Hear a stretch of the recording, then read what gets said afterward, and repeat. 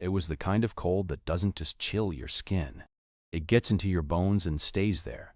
The kind of cold that makes everything feel heavier than it already is. And on that particular Tuesday morning in the winter of 2001, a 19-year-old boy named Daniel sat on a park bench in Cincinnati with absolutely nothing to his name except a thin jacket on his back and 37 cents in his pocket that he had already counted 3 times just to make sure he hadn't miscounted. And the truth is, he hadn't. It was still 37 cents, which wasn't enough for a cup of coffee, let alone a meal. And Daniel had not eaten a proper meal in 3 days. Not since the small shelter 2 blocks over ran out of beds and a man twice his size had taken his bag in the night. The bag that had his last granola bar, his spare socks, and a photograph of his mother that he will spend the next 20 years wishing he had fought harder to keep. But he didn't fight because he was exhausted in a way that sleep couldn't fix. The kind of exhaustion that builds up when life keeps hitting you before you've had time to stand back up. And Daniel's life had been doing exactly that for as long as he could remember. His mother passed away from a sudden illness when he was 17. His father was never in the picture. He had bounced between foster homes for 2 years before the system quietly cut him loose on his 18th birthday, the way you return a library book, without ceremony, without sentiment, without even asking if he was ready. And the honest answer was that he was not ready, not even close, but no one asked. So there he was at 19 on a bench with frost collecting on the metal armrests, staring at the frozen ground. Not crying, not angry, just very, very still. Because sometimes when a person has gone through enough, they stop feeling things loudly and start feeling them in silence, deep and heavy. And Daniel had gone quiet like that. The kind of quiet that looks like calm from the outside, but is actually just a person holding everything together with the last bit of strength they have left. And he wasn't thinking about the future at that moment. Wasn't making plans or dreaming about what life could be. He was just thinking about how hungry he was and how the cold made it worse. And he was watching a group of pigeons near the trash can a few feet away and thinking, in a strange and detached way, that at least the pigeons knew where their next meal was coming from. Which is a thought that only makes sense when you haven't eaten in 3 days and your mind starts going to strange places. And that is exactly where Daniel was mentally when he heard footsteps on the path nearby and looked up to see a woman walking toward the bench. A woman who looked to be in her late 50s, wearing a green wool coat that had seen better days but was still warm, still dignified, her gray hair tucked under a knit hat, carrying a brown paper bag in one hand. And she didn't slow down when she saw him the way most people did. Didn't cross to the other side of the path or suddenly find something very interesting to look at in the opposite direction. She just walked right up to the bench and sat down on the far end like it was the most natural thing in the world. And for a moment neither of them said anything.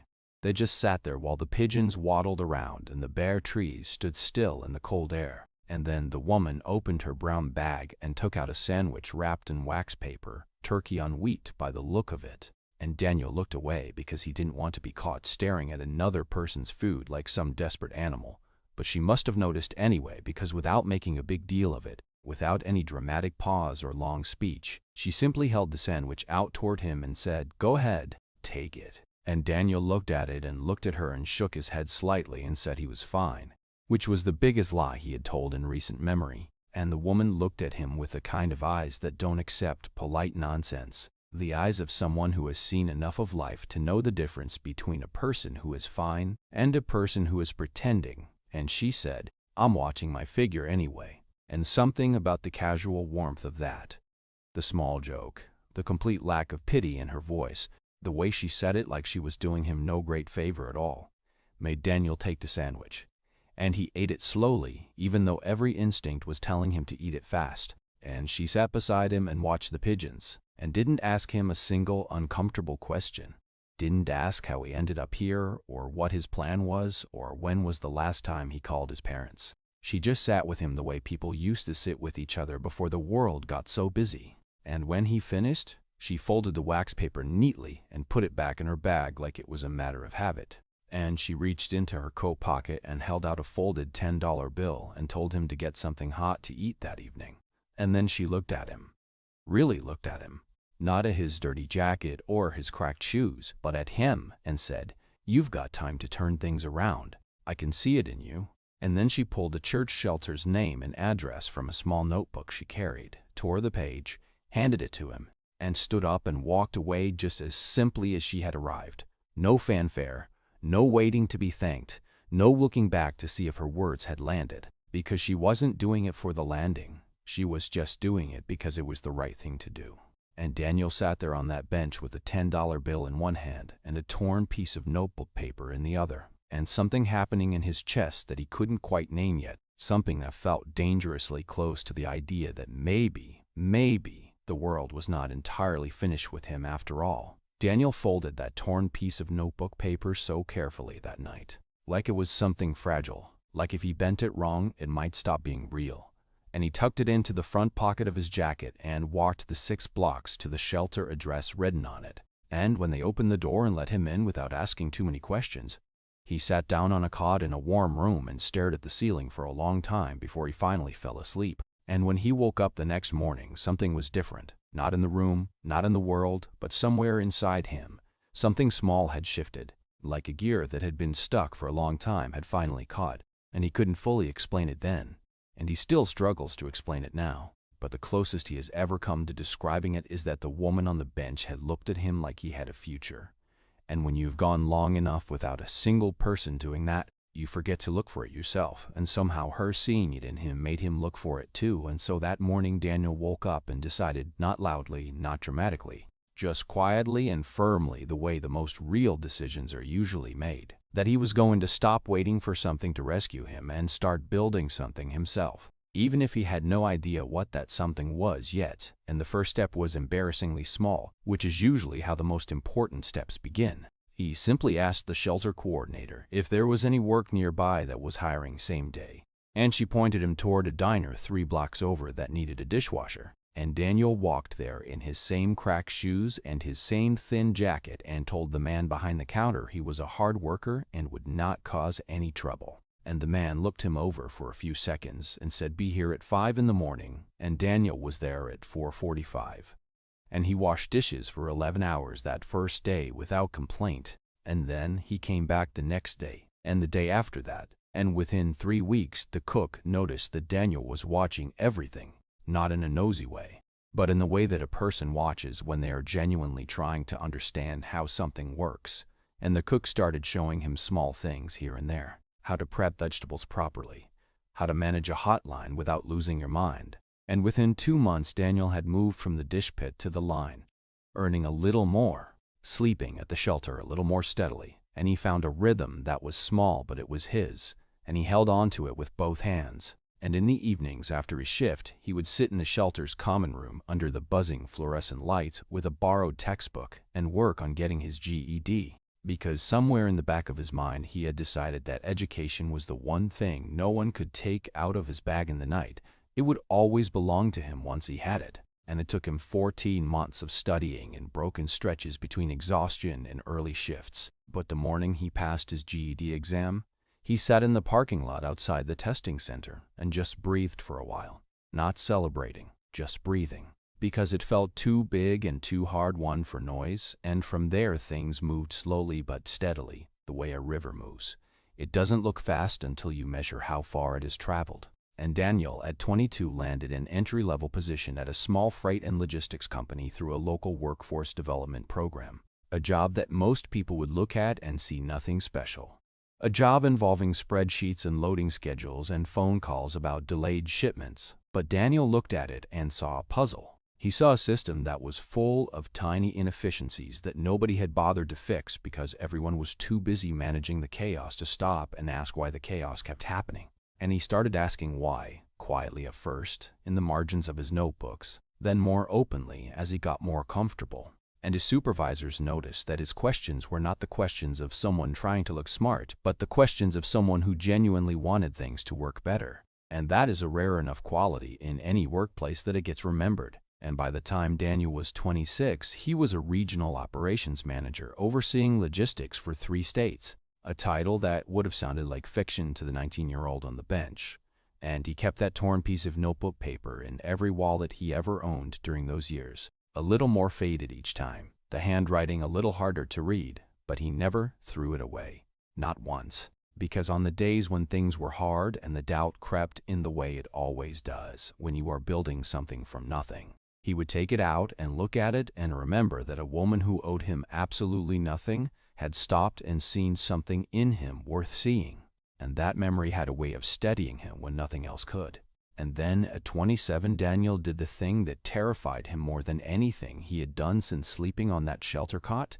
He borrowed $12,000, every single cent he had scraped together used as collateral, and started a small last-mile delivery company from his one-bedroom apartment with a second-hand laptop and a whiteboard covered in diagrams, built around one simple idea that kept nagging at him from his logistics days: that delivery didn't have to start from far away, that communities themselves could be the hubs, smaller and faster and closer to the people who needed things. And the first year nearly broke him twice. The second year nearly broke him once. And there was a week during the second crisis when he slept in his car outside the warehouse he could barely afford to rent. And sitting in that car in the dark, he felt the echo of that bench, that same heavy stillness. And he thought about the woman in the green coat, and he thought about 11 words she had said without knowing how long they would travel. And he got up the next morning and went back inside and kept going, because she had told him he had time to turn things around, and he had decided a long time ago that he was going to spend every last bit of that time trying.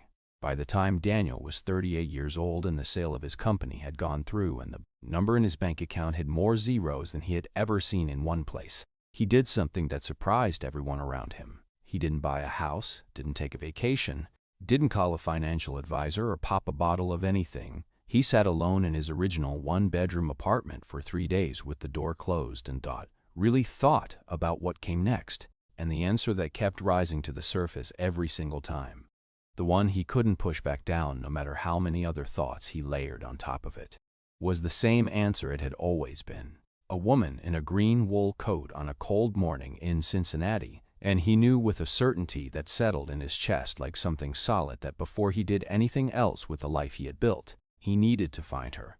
Not because he owed her in the way people usually think about debts. Not because he wanted to show up with a check and call it even, but because she had done something that he had never fully been able to put into words. She had treated him like a person at the exact moment when he had almost stopped believing he was one. And that kind of thing doesn't leave you. It becomes part of the structure of who you are. And Daniel had been carrying her without knowing her name for 22 years, and he felt, in a way that was hard to explain logically, but made complete sense humanly, that she deserved to know that. And so the search began. And he decided from the start that he would do it himself. No investigators, no assistants, no one else handling this particular task, because it felt too personal to outsource, like asking someone else to carry something sacred. And the truth is, he also didn't fully trust that anyone else would understand why it mattered, or handle it with the care it deserved. So he started with what he had, which was not much. A first name he wasn't entirely sure about, a neighborhood in Cincinnati, a green coat, a brown bag lunch, a daily walk that she had mentioned in passing, a church shelter whose name was barely legible on the piece of notebook paper he had kept in every wallet for over 2 decades. The ink faded almost to nothing now, the paper soft and fragile from being folded and unfolded so many times, and he started there with the shelter, and tracked down through 3 phone calls and 1 visit the retired coordinator who had been working the front desk back in 2001, a kind older man living outside the city now, who remembered the shelter well and remembered a handful of the regular volunteers and kind neighbors who used to send people their way. And one name he mentioned, a woman who walked the park every single morning for years and had a habit of checking in on people she found sitting alone, matched everything Daniel remembered, and his heart did something strange when he heard it, something between relief and nervousness. And from there, he followed the thread carefully: a neighborhood association, then a church registry from the early 2000s, then a community board member who had lived in that area for 30 years and knew nearly everyone. And after 4 months of searching in the quiet hours of his evenings and weekends, Daniel found her, a woman now 80 years old, living in the same small rental apartment in the same Cincinnati neighborhood she had always lived in, a woman who had never moved away, never chased anything grander, had simply stayed exactly where she was, and continued being exactly who she was. And when Daniel looked up the address and sat with it for a moment, he felt something he hadn't expected, which was a deep and uncomplicated admiration, because there is a kind of person who does good quietly for their entire life without ever needing the world to notice. And she was that kind of person. And he was about to knock on her door, and the thought of it made him more nervous than anything he had faced in business, more nervous than the bank meeting where everything nearly fell apart, more nervous than the phone call where they told him the sale had gone through, because this was not about numbers or strategy or systems. This was about two human beings and one moment between them and 22 years of weight that only one of them had been carrying. And he drove to Cincinnati alone, in a rental car, so nothing about it felt like a grand arrival. And when he pulled up outside her building, he sat in the parked car and looked at the entrance for a long time, longer than he had planned, maybe 40 minutes, maybe more, because he kept thinking about what she might say, or more honestly, what she might not say. He was afraid she would tell him not to bother, afraid that after all this time the moment would feel small to her even though it had been enormous to him. And he almost talked himself out of going up twice, but then he thought about a 19-year-old boy on a bench who almost didn't take a sandwich from a stranger, and he got out of the car, and he went inside, and he found her floor, and he stood in front of her door and knocked, and when she opened it she was smaller than he remembered, or maybe he was just bigger, and her green coat was not hanging by the door, though he half expected it to be, and she looked at his face with the steady, unhurried gaze of a woman who has seen enough of life to not be easily rattled. And there was a pause, the kind of pause that holds a lot of years in it, and then she looked at him more carefully, and something in her expression shifted, not recognition exactly, because she did not remember him specifically, not yet, but something else. The look of a person who senses that whoever is standing at their door has not come for a small reason, and she tilted her head slightly and said, "You look like you've been eating well." And Daniel laughed, genuinely laughed, the kind of laugh that comes from somewhere deep and surprised. And just like that, the nervousness broke open and fell away, and he said, "Can I come in? I have something I've been waiting a long time to tell you." And she stepped back and held the door open without hesitation, the same way she had once held out a sandwich without hesitation, as if opening a door to a stranger was simply the most natural thing in the world, and maybe for her it always had been. She made tea, which Daniel hadn't expected but somehow felt exactly right, because that is the kind of woman she was. Someone who responded to the weight of a moment not by standing frozen in it but by doing something warm and practical. And she moved around her small kitchen with the careful confidence of a person who knows every inch of a space they have lived in for a long time. And Daniel sat at her kitchen table and looked around at the apartment, which was modest in the way that is not sad but simply honest. A small bookshelf with well-read paperbacks, a window with a bird feeder just outside it, a few framed photographs on the wall. Everything clean and intentional, nothing wasted. And she set 2 cups down and sat across from him and folded her hands on the table and looked at him the same way she had at the door, steady and patient, and said, "All right then, tell me." And so Daniel told her, starting from the bench, from the morning, from the cold and the 37 cents and the 3 days without food. And as he talked, he watched her face move through something quiet and careful. She was listening the way people rarely listen anymore. Not waiting for her turn to speak, but actually receiving every word. And when he got to the part about the sandwich, she was still for a moment, and then she shook her head slowly, not dismissively but thoughtfully, and she told him something that hit him harder than almost anything else in the entire 22 years. She told him she didn't remember it specifically, not that particular morning, not that particular bench, and she said it without apology because it needed no apology. She said it simply as a fact, and then she said, "I've handed food to a lot of people over the years. It was just what I did when I saw someone who needed it." And Daniel sat with that for a second, and what he felt was not disappointment. It was something closer to awe, because it meant that the moment that had redirected the entire course of his life, the moment he had carried like a compass through every dark stretch and every hard decision, had been, for her, simply a Tuesday morning, simply the natural expression of who she was. And there is something about that which is more profound than if she had remembered it and treasured it. It meant that kindness for her was not an event. It was just her character, just the steady, unremarkable rhythm of how she moved through the world. And Daniel told her that. He told her exactly that. And she looked a little uncomfortable, the way genuinely humble people do when they are accurately described. And she waved her hand slightly like she was brushing the compliment off a table and said, "I just did what my mother taught me." And he asked her what that was, and she said, "You don't wait until you have extra. You give from what you have, And Daniel wrote that down in his phone right there at the kitchen table because he knew immediately it was something he would need to keep. And they talked for a long time after that, longer than he had planned, because she asked him real questions, the direct kind that older people who have stopped being impressed by surfaces tend to ask. She asked about the hard parts, the moments when it nearly didn't work, the nights when he doubted himself. And he answered all of it honestly because somehow lying to her felt not just wrong but actually impossible, like she had a quiet way of making pretense feel ridiculous. And over the next few weeks Daniel came back, more than once, and each time he brought lunch and they sat at her small table and talked, and slowly, carefully, over the course of those visits, he began to put things in place, not in a showy way, not in the way of a wealthy person arriving with a transformation, but in the quiet, deliberate way of someone who understands that dignity matters more than spectacle. And the first thing he arranged, through a property trust set up carefully so it wouldn't feel like an intrusion, was the building she lived in.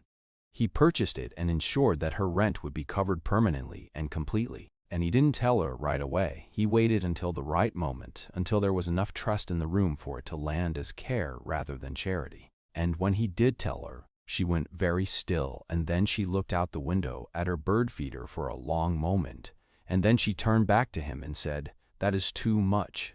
And he said, "It really isn't." And she looked at him for a long time, and then she nodded once, accepting it the way a person accepts something they know arguing about would be missing the point. And then Daniel told her about the foundation he wanted to create. A foundation focused entirely on young people aging out of the foster care system, providing them with transitional housing, job support, mentorship, and emergency funds, everything he had needed and had no access to at 18. And he told her he wanted to name it after her, and she immediately asked if she would have to give speeches. And when he told her no, she thought about it for exactly 3 seconds and said fine, and that was that. And then there was one more thing. One more quiet arrangement, the one that took the most coordination and the one Daniel felt most urgently about. Her hip, which had been causing her pain for years, which had kept her from her morning walks for 3 years, which had never been properly treated because the gap in her coverage made the surgery feel out of reach.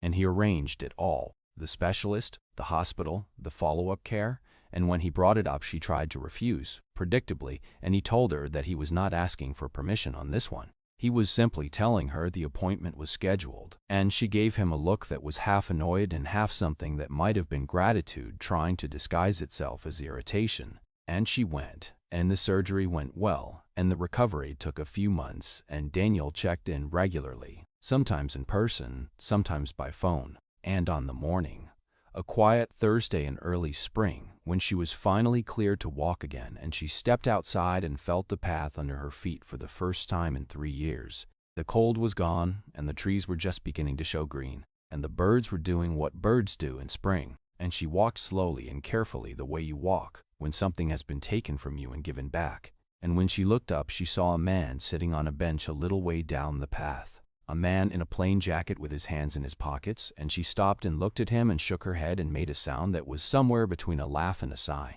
And she reached into the bag she was carrying, because of course she was carrying a bag, because of course she still packed a lunch out of habit even now. And she took out a sandwich wrapped in wax paper and walked over and handed him half without a word. And Daniel took it, and they sat together on the bench in the spring morning while the birds moved around them. And neither of them needed to say anything at all, because some moments are already complete. The foundation, launched quietly, the way Daniel had wanted it to, without a big press event, or a ribbon cutting, or any of the things that organizations sometimes do more for appearance than for purpose. It simply opened its doors and started working, and in the first year alone, it helped over 400 young people who had aged out of the foster care system find stable housing, job training, and the kind of practical support that sounds ordinary until you are the person who desperately needs it and has nowhere else to turn. And Daniel was involved in every detail in the beginning, not from a distance, not just signing checks and attending quarterly reviews, but actually sitting in rooms with the young people the foundation was serving, listening to their stories, which were different in their specifics but familiar in their shape. The same loneliness, the same invisible wall the world puts up when you turn 18 and the system decides it is done with you. The same desperate need for one person to look at you and say you have time to turn this around. And Daniel made sure that those words, or some version of them, were woven into the way every staff member and mentor in the foundation was trained to engage with the young people they worked with. Because he understood from personal experience that sometimes the most important thing is not the housing or the job placement or the emergency fund, as critical as all of those things are. Sometimes the most important thing is simply being seen, being treated like someone whose future is worth believing in, and word spread the way genuine things tend to spread, not through advertising, but through people telling other people. And by the end of the second year, the foundation had expanded into 6 states, and the waiting list for its mentorship program had grown longer than anyone had anticipated, which was both a good sign and a reminder of how large the need actually was. And Daniel found himself talking about the story publicly for the first time, not because he had planned to, but because a journalist covering foster care reform asked him a direct question in a recorded interview, and he answered it honestly. And once the story was out there, it traveled further than he expected. The bench, the sandwich, the woman in the green coat, the 11 words, 22 years. And people responded to it not because it was glamorous, which it wasn't, but because it was true in the way that only real things are true. It had the texture of actual life, the mess and the cold and the small unwitnessed moments that somehow end up mattering more than anything else. And Daniel was invited to speak at a congressional hearing on foster care reform. And he sat at that long table under the bright lights, and he did not talk like a businessman giving testimony. He talked like someone who had slept on a shelter cot and eaten a stranger's sandwich and carried a faded piece of notebook paper in his wallet for over 2 decades. He talked like a person who knew what it felt like from the inside, and the people in that room listened in a different way than they might have listened to statistics or policy arguments, because his words came from somewhere real, and that realness had a way of cutting through. And he was asked afterward by a senator what he thought the single most important change would be for young people leaving foster care. And he said, without hesitating, that it wasn't any one policy or any one program. It was the culture, the way society collectively looks at those young people, whether it looks at them like problems to be managed, or like people with potential who simply need someone to believe in them before they can fully believe in themselves. And he said a retired lunch lady with a turkey sandwich had understood that better than most institutions ever had. And there was a quiet in the room after he said it that felt like the right kind of quiet. The kind that means something has landed. And back in Cincinnati, the woman he was talking about was living her life the same way she always had, with the same daily rhythms, the same brown bag lunch, the same bird feeder outside her kitchen window, the same habit of sitting on her front step in the evening and watching the neighborhood settle into night. And she accepted the small amount of attention that came her way after the story spread with the particular grace of someone who genuinely does not understand what all the fuss is about. And when the city presented her with a community service award, she attended on the condition that it be a small and simple ceremony and that they serve decent food.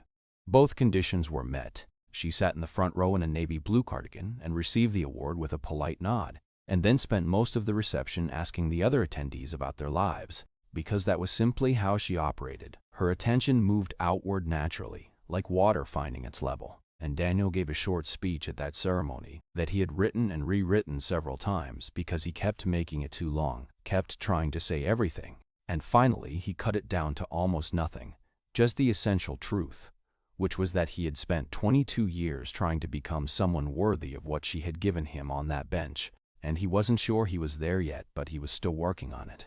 And she looked at him from the front row while he said it with an expression that was fond and slightly exasperated in equal measure. The way you look at someone you care about who is being unnecessarily hard on themselves.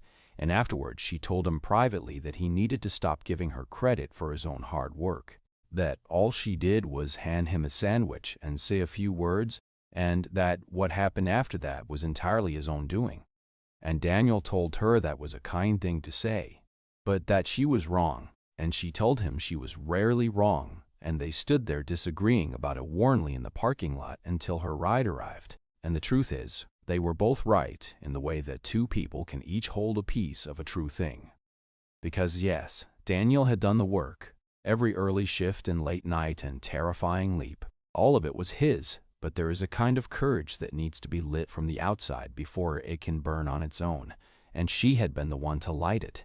And the foundation that bore her name was still growing, still reaching, still finding young people on their own version of that bench and sitting down beside them without fanfare. And somewhere in all of that was the quiet, extraordinary proof that a single moment of human decency, one person choosing to see another person at the exact right time, can travel further than anyone standing in that moment could possibly imagine. And it doesn't ask for recognition, and it doesn't keep score, and it doesn't wait until it has extra.